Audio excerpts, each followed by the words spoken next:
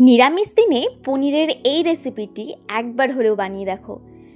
যেমন সুস্বাদু খেতে, তেমনই চটজলদি রান্না হয়ে যায় এটি। আরও একবার সকলকে জানাই ওমকার কিচেনে স্বাগত। এই রেসিপিটি বানানোর জন্য এখানে কাবলি ছোলা আমি আগের দিন রাত্রে ভিজিয়ে রেখেছিলাম। পনিরগুলোকে বেশ ডুমো ডুমো করে কেটে নিয়েছি, সাথে নিয়েছি একটা মিডিয়াম সাইজের ক্যাপসিকাম। প্রথমেই কাবলি ছোলাগুলোকে প্রেসার কুকারে দিয়ে তাতে জল, সামান্য পরিমাণ নুন ও হলুদ দিয়ে 2টো সিটি দিয়ে দেব। ছোলা এদিকে সেদ্ধ হতে থাক, চলো তার জন্য আগে মশলাটা তৈরি করে নিই। এদিকে প্রথমে মিক্সার গ্রাইন্ডারে 1 চামচ ভেজানো চিনেবাদাম, 1 চামচ চারমগজ ও 1.5 চামচ পরিমাণ পোস্ত দিয়ে সামান্য পরিমাণ জল দিয়ে একটা মিহি পেস্ট আমাদের তৈরি করে নিতে হবে। দেখো আমাদের পেস্ট কিন্তু রেডি হয়ে গেছে। এবার পরবর্তী আরও একটি মশলা তৈরি করে নেব। তার জন্য আবারও 1 চামচ জিরে, 1 চামচ ধনে, আদা কুচি, লঙ্কা কুচি ও একটা মিডিয়াম সাইজের টমেটো দিয়ে সামান্য পরিমাণ জল দিয়ে এটারও আমরা পেস্ট তৈরি করে নেব। এইদিকে দেখো আমাদের কাবলি ছোলা কিন্তু একদম পারফেক্টলি বয়েলড হয়ে গেছে। এইবার একটি কড়াইয়ে বেশ খানিকটা পরিমাণ সর্ষের তেল ভালো করে গরম করে নিয়ে এর মধ্যেই প্রথমেই ডুমো ডুমো করে কেটে রাখা আলুগুলোকে ভেজে নেব। ভেজে নেওয়ার সময় এখানে অ্যাড করে দেব সামান্য পরিমাণ হলুদ। এতে আর কোনো কিছু অ্যাড করার দরকার নেই। আর হ্যাঁ, সামান্য পরিমাণ দিয়ে দিয়েছি নুন। দেখো আলুগুলোকে জাস্ট হালকা ভেজে নিয়ে উঠিয়ে নিয়েছি। সব আলুগুলো ভাজা হয়ে গেলেই ওই তেলে আমরা ভেজে নেব আগে থেকে কেটে রাখা পনিরগুলো। পনির দিয়ে একদমই খুব বেশি ভাজার দরকার নেই, জাস্ট এপিট ওপিট করে সামান্য ভেজে নিলে কিন্তু আমাদের পনির একদম রেডি হয়ে যাবে। পনির বেশি ভাজলে কিন্তু পনিরগুলো শক্ত হয়ে যাওয়ার চান্স থাকে, তাই একদম হালকা ভেজে নিয়ে উঠিয়ে নিলেই কিন্তু আমাদের পনির রেডি হয়ে যাবে। দেখো একে একে আমাদের সমস্ত পনিরগুলো ভাজা হয়ে গেছে। এইবার ওই তেলের মধ্যেই দিয়ে দেব একটা তেজপাতা, এক টুকরো কাট মশলা, 2টো এলাচ ও সামান্য পরিমাণ জিরে। তারপর ওর মধ্যে দিয়ে দেব আগে থেকে কেটে রাখা ক্যাপসিকামগুলো।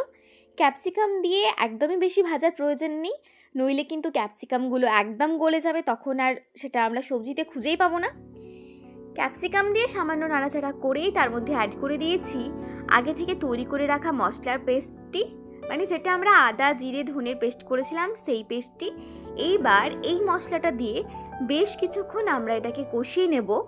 আর সাথে অ্যাড করে দেব 1 চামচ পরিমাণ হলুদ গুঁড়ো, 1 চামচ পরিমাণ কাশ্মীরি লঙ্কার গুঁড়ো আর সামান্য পরিমাণ এখানে অ্যাড করেছি গরম মশলার গুঁড়ো। মশলাটা বেশ ভালো করে কিছুক্ষণ কষিয়ে নিতে হবে।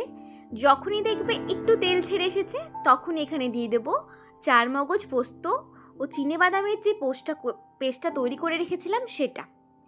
আবারও খুব ভালো করে মশলাটা আমাদেরকে কষিয়ে নিতে হবে। দেখো আমাদের মশলা থেকে কিন্তু একদম সুন্দর তেল ছেড়ে এসেছে। এই পর্যায়ে এখানে অ্যাড করে দেব আগে থেকে সেদ্ধ করে রাখা ছোলাগুলো। আবারও একই প্রসেসে আমাদেরকে এটা বেশ কিছুক্ষণ কষিয়ে নিতে হবে। তারপর এখানে অ্যাড করে দিয়েছি আগে থেকে ভেজে রাখা আলুগুলো।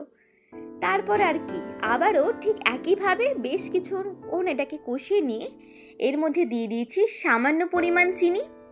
দেখো আমাদের মশলা কিন্তু একদম কষানো হয়ে গেছে, শুকনো হয়ে গেছে অনেকটা। এই পর্যায়ে অ্যাড করে দিয়েছি পরিমাণ মতো গরম জল।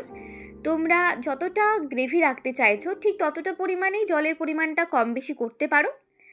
তারপর দিয়ে দিয়েছি এখানে পরিমাণ মতো নুন দিয়ে আবারও এটাকে খুব ভালো করে মিশিয়ে নিয়ে এইবার বেশ কিছুক্ষণের জন্য এটাকে দিয়ে দিয়েছি ঢাকনা খুলে আরেকবার নাড়াচাড়া দিয়েই এইবার এখানে অ্যাড করে দেব আগে থেকে ভেজে রাখা পনিরগুলো। ব্যাস এইবার এইভাবে ঢাকা চাপা দিয়ে বেশ কিছুক্ষণ আমাদের এটাকে রান্না করতে হবে, যতক্ষণ না পর্যন্ত দেখতে পাবে যে গ্রেভিটা অনেকটা থিক হয়ে আসছে। আর আমাদের আলুগুলো একদম যখন সেদ্ধ হয়ে আসবে তখনই আমাদের এই পনিরের রেসিপিটা কিন্তু একদম তৈরি হয়ে যাবে। দেখো আলু কিন্তু এখানে একদম প্রপারলি সেদ্ধ হয়ে গেছে, একবার চেক করে নিলাম। তারপর এখানে অ্যাড করে দিয়েছি উপর থেকে কসুরি মেথি। যে কোনো নিরামিষ রান্নাতে আলুর দম হোক বা পনিরের কোনো রেসিপি হোক, যদি একটু কসুরি মেথি অ্যাড করা হয় সেক্ষেত্রে কিন্তু স্বাদ একদম পাল্টে যায়। তোমরা অবশ্যই চেষ্টা করো কাসুরি মেথিটা অ্যাড করার। আবারও বেশ কিছুক্ষণ গ্রেভিটা ফুটিয়ে নিয়ে এখানে দিয়ে দিয়েছি 1 চামচ পরিমাণ ঘি দিয়ে আবারও সব কিছু একবার খুব ভালো করে মিশিয়ে নেব। দেখো তোমরা এখানে দেখলেই বুঝতে পারবে আমাদের গ্রেভি কিন্তু অনেকটা থিক হয়ে এসেছে। দেখো আমাদের রান্না কিন্তু একদম রেডি হয়ে গেছে। এতে আর কিচ্ছু অ্যাড করার নেই, জাস্ট নাড়িয়ে চাড়িয়ে নামিয়ে নিলেই আমাদের পনির, আলু, ক্যাপসিকাম ও চানা দিয়ে তৈরি এই রেসিপিটি একদম পারফেক্টলি তৈরি হয়ে যাবে। রেসিপিটি কেমন লাগলো অবশ্যই আমাকে একটি কমেন্ট করে জানিও, আর অবশ্যই বাড়িতে একবার ট্রাই করে দেখো। আর যদি বাড়িতে ট্রাই করো তাহলে কিন্তু আমাকে জানাতে ভুলিও না যে কেমন লাগলো। ভিডিওটা যদি ভালো লেগে থাকে তাহলে ভিডিওটিতে লাইক, শেয়ার এবং চ্যানেলটিকে সাবস্ক্রাইব করে দিয়ে পাশে থেকো। ধন্যবাদ। সকলে ভালো থেকো, সুস্থ থেকো।